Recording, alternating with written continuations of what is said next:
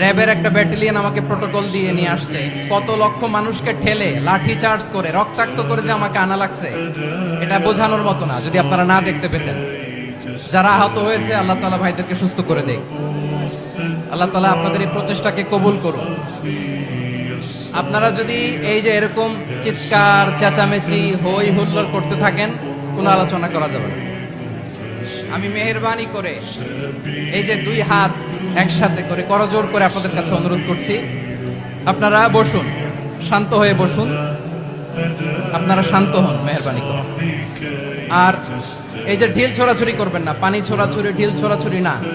যারা বসতে পারেন নাই দাঁড়িয়ে থাকেন থাকেন। আজকে আমরা সবাই দায়িত্বশীল, আজকে সবাই দায়িত্বশীল। এই যে ইউটিউবার ভাই, এই যে এলইডি ভাই বসে যান, ঠিক আছে, থ্যাংক ইউ, বসে যান। শ্রোতাদের সাথে কোনো কথা বলা যাবে না, আমার সাথে কথা